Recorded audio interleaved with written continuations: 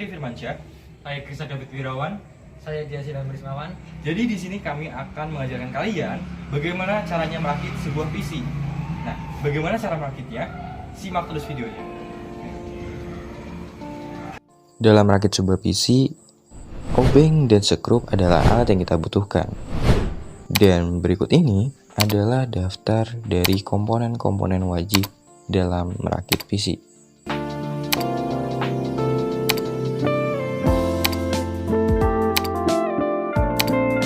Oke, sekarang kita lanjut ke tahap rakitan.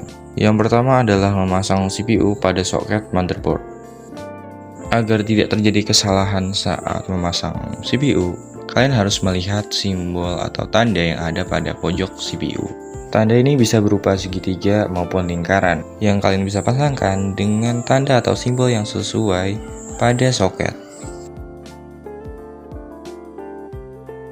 Selanjutnya kita tinggal memasang CPU fan.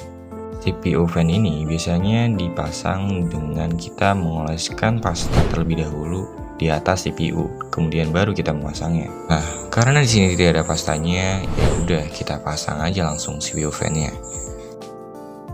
Dalam proses pemasangan CPU fan ini, kalian haruslah berhati-hati, karena kalau tidak, kaki pada CPU fan bisa patah. Jika sudah terpasang, kalian tinggal menghubungkan CPU fan dengan konektor yang ada pada motherboard.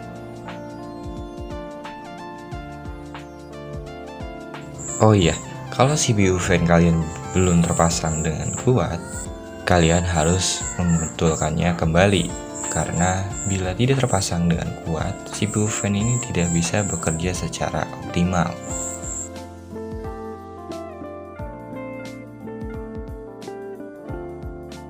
Oke, jadi di sini adalah waktunya kita untuk memasang RAM.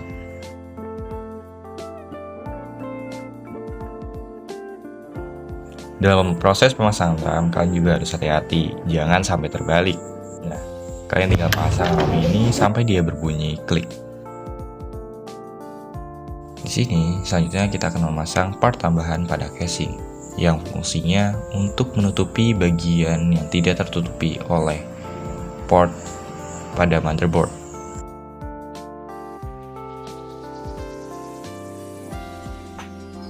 Setelah itu barulah kita memasang motherboardnya pada casing. Tentunya dalam proses pemasangan motherboard ini kalian harus memasangnya dengan baik dan benar agar motherboard tidak terlepas nantinya.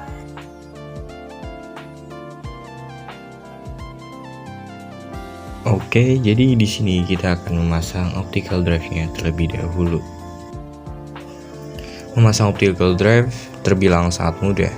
Kalian hanya tinggal memasukkannya lewat depan casing, kemudian baru kalian pasang skrup dengan obeng.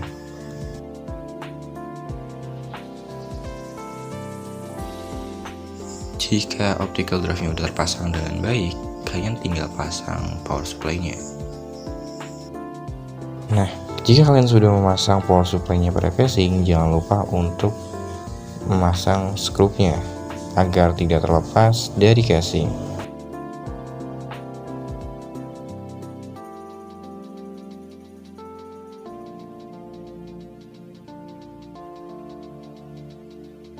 Setelah PSU sudah terpasang dengan baik, selanjutnya di sini kita akan memasang PCIe RJ45 yang berguna untuk menghubungkan komputer dengan internet. Nah, setelah kita telah memasang PCIe RJ45-nya, barulah di sini kita akan memasang hard disk sebagai storage untuk PC. Setelah semua hardware sudah terpasang dengan baik, selanjutnya di sini kita akan memasang kabel-kabel dari hardware yang udah kita terpasang menuju ke konektor pada motherboard. Oke, ini merupakan salah satu bagian paling penting saat kalian memasang kabel pada konektor di motherboard. Nah, bagian penting yang dimaksud adalah front panel. Nah, front panel ini itu menghubungkan tombol nyala atau reset dan juga sebagai atur lampu LED saat PC dalam keadaan mati maupun hidup.